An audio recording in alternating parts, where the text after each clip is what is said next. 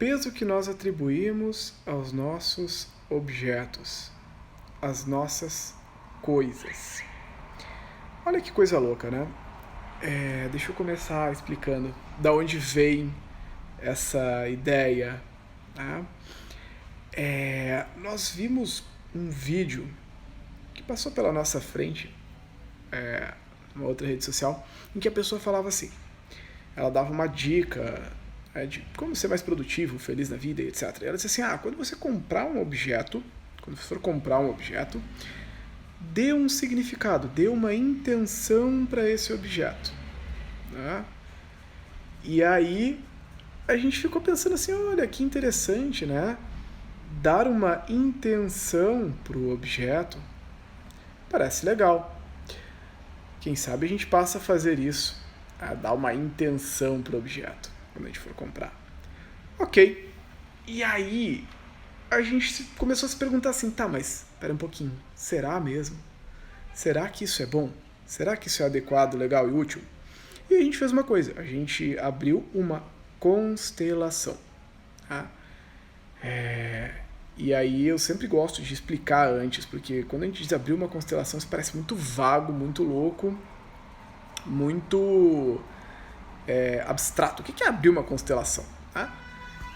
Quando a gente abre uma constelação, a gente consegue enxergar o campo daquilo que está sendo constelado. Tá? O campo eletromagnético, o campo morfogenético, tem um monte de explicação, teoria que tenta explicar isso.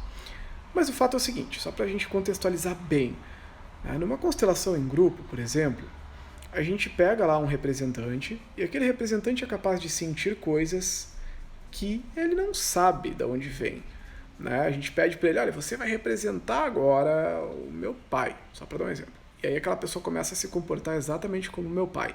E aí a constelação demonstra ali, né, entre os representantes, entre as pessoas que estão presentes, a exata dinâmica que acontece lá na família. Ela pega os fatos e representa ali, mostra como é, né, como é de verdade, e não somente como eu acho que é. E mostra inclusive o que pode estar atrapalhando, né, um plano, um projeto, sei lá. Né? Ok, então tá, dito isso, né, não tem muito como eu ficar explicando aqui e descrevendo, é algo que a gente tem que viver. Mas o fato é que é o seguinte, a constelação mostra para você aquilo que está no invisível, aquilo que está no inconsciente, aquilo que está no, sei lá, no além, por assim dizer, além daquilo que nós conseguimos ver, certo? Beleza. E a gente então abriu a constelação de alguns objetos que a gente tinha em casa e para os quais nós tínhamos atribuído um significado forte. Tá? Então, por exemplo, um deles era uma peça de roupa que tinha um significado. O significado dessa peça de roupa está atrelado à minha identidade, algo muito profundo, muito poderoso. Ela diz respeito a quem eu sou. Eu comprei ela para representar quem eu sou. Ok. E um outro item, ele não tinha lá uma grande utilidade, mas ele tinha uma utilidade, estava ali. Tá? E aí a gente constelou a utilidade, o fato de atribuir uma utilidade para esses itens. E o fato é que a constelação mostrou que atribuir um significado muito profundo para um objeto tende a sobrecarregar aquele objeto. Olha isso, eu vou repetir, olha que poderoso. Atribuir um significado muito profundo a um objeto tende a sobrecarregar aquele objeto. Aquele objeto, ele tende a crescer e adquirir um tamanho, uma proporção maior do que deveria ter. Foi isso que a constelação mostrou. Aquele objeto passa a ser maior do que eu. E aí, as chances são que talvez eu sequer vá conseguir usar aquele objeto. Porque o objeto ao qual tinha sido atribuído um significado muito grande, de fato não era utilizado. Nunca foi utilizado. Olha que profunda e poderosa é essa lição. Então a constelação nos mostrou que, ao contrário do que tinha sugerido o vídeo que a gente viu, não é conveniente atribuirmos um significado ou uma função, principalmente muito grande, ao objeto que é comprado. Sobrecarrega o objeto. Sobrecarrega o objeto. Então não é uma coisa boa. Não é uma coisa boa para aquele objeto. Porque ele acaba perdendo a função real dele, que é só ser um objeto. É só ser uma roupa. Ele não tem a função de trazer ali uma energia ligada à identidade, etc, etc. E já aprofundando esse conhecimento, olha que interessante, né? O que acontece quando a gente tem, por exemplo, um móvel herdado da família? Pensa, isso era muito comum nas famílias antigamente. Por exemplo, assim, o avô da gente tinha lá um relógio que ele andava sempre com aquilo. E aí, às vezes, a gente herda aquele relógio. Bert Hellinger, ele dizia que... Bert Hellinger é o criador das constelações familiares, né? Ele dizia que heranças, às vezes, são maldições. Tá? Porque aquilo que a gente herda, às vezes, carrega uma carga emocional, energética, espiritual muito pesada, muito profunda. E às vezes a gente compra algo também, né? Um móvel usado em sebo, né? Sempre aqueles lugares que a gente vai de móvel usado, de coisa usada que já pertenceu a alguém, né? E aí aquilo tem uma energia também que fica ali. Da mesma forma, uma casa que a gente compra, um apartamento, né? Sempre fica ali a energia de quem antes morou ali. Então a gente precisa realizar uma limpeza, uma desconexão dessa energia. Tem várias formas de fazer isso. Constelar é uma delas, né? Então a gente constela. É possível constelar uma casa, por exemplo. Por que essa casa, né? E geralmente a gente sabe que a casa tem alguma carga, alguma sobrecarga, alguma função que ela não deveria exercer, porque começa a ter muito problema, né? Ou às vezes a gente começa a ter problema na vida porque a gente foi morar naquela casa, né? Quero vender e não se vende. Eu, né, sei lá, começa a cair pedaço e por aí vai a casa de locação, né?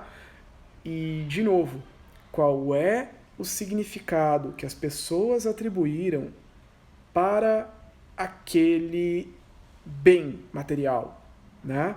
Lembrando que a gente precisa então desfazer essa carga energética, esse significado que foi dado, essa atribuição equivocada, né? Para que aquele objeto volte a ser somente um objeto. E ele fique zerado, né? E aí ele vira um instrumento para nós, para que a gente utilize da melhor forma, né? Da mesma forma, é tão legal esse negócio de constelar, né? Que a gente consegue ver também se um objeto ele tem a capacidade de cumprir bem, de cumprir com primazia a função dele. Tá? Lembrando que é importante a gente distinguir esse negócio de dar um significado de uma função. Por exemplo, um copo é um copo, ele tem uma função. Tá? E aí eu vou trazer um exemplo bem real de uma coisa que a gente considerou. E a gente fez essa experiência. Então não é algo que eu tô achando, ou alguém me disse, ou eu li, sei lá. Não é uma teoria. É uma... Sabe aquelas jarras que a gente coloca água do lado da cama? Transparente, assim? Tipo uma moringa, né? Enfim, alguns chamam de moringa. Aí vai. A gente colocou isso e a gente, na mesma constelação, a gente colocou ela nessa jarrinha que fica ali do lado da cama. Era uma jarra transparente. E aí se percebeu, né, no momento em que a gente abriu aquela constelação, que aquela jarra, ela se sentia fraca para realizar a função dela, que é portar a água para ser bebida durante a noite, no momento que se está no quarto, etc. E aí vem a pergunta, mas por quê? Por quê? Qual era o problema com aquela jarrinha de água? É muito simples a questão. Ela é uma jarra pequenininha, transparente e de vidro. Jarras de vidro transparente tendem a absorver muito a energia. A água, ela absorve energia. Já tem estudo lá comprovando isso.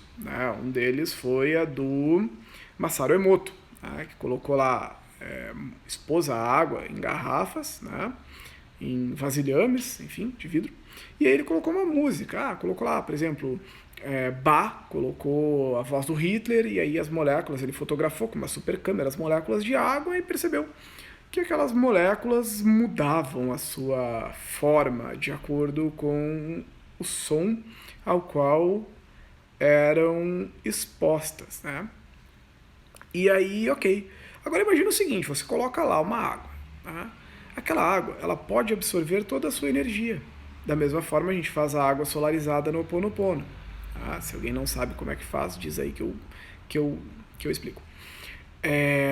Então, a água ela acaba absorvendo a nossa energia. Se eu estou cansado em um dia, se eu estou mal, se eu não estou muito bem, e eu coloco aquela água ali, a água puxa a minha energia. Se, por outro lado, eu coloco um filme de terror, e aí, ou filmes com violência, vou assistir tudo isso, né? A água puxa a energia desses filmes. Então, o fato de estar numa garrafa de vidro transparente faz com que a energia entre com muita facilidade. Torna-se, então, interessante a gente colocar algo de barro, né? De um outro elemento, de uma outra cor, que filtre mais as energias, ou talvez levar só na hora em que for ali tomar, enfim.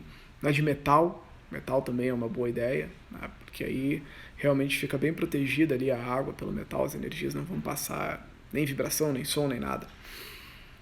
É isso, tá? Mas, voltando ao assunto inicial, a conclusão a que se chega é que não é interessante atribuirmos significados e funções intensas para objetos e coisas. Quanto mais livre de expectativa permanecer aquilo, melhor. É isso que a gente conseguiu concluir a partir dessa experiência, dessa constelação aí que foi aberta em relação às nossas coisas, objetos, tá bom? Quero saber se você gostou dessa livezinha rápida, desse vídeo. Diz aí pra mim nos comentários o que você achou, o que você aprendeu. Se você quiser tirar alguma dúvida, esse é o momento, pergunta que eu respondo, tá bom? Manda aí, eu vou deixar alguns segundos, vou esperar alguns segundos, e aí eu encerro a live se você não tiver nenhuma dúvida. Digam aí, galera, o que vocês acharam, o que vocês aprenderam, valeu a pena, não valeu? Aproveitando, eu já vou dizer para vocês que vem aí algumas novidades. Função dos objetos versus intenção dos objetos. Exatamente. Tá? Eles têm uma função normal para a qual se destinam. Um copo ele serve para quê? Para beber água. Ponto. É para isso que serve um copo. Um copo não serve para me trazer felicidade. Um copo não serve para me lembrar da minha mãe ou do meu pai, para me conectar a alguma coisa. Não, ele é um copo. Um copo é um copo. Ele tem que ser somente um copo. Do contrário, aquela função se torna maior, ele tenta ser maior do que ele deveria ser. E isso não é bom, tá? Isso não é bom. Ele tende a crescer, inclusive querer ser maior do que a pessoa que usa o copo.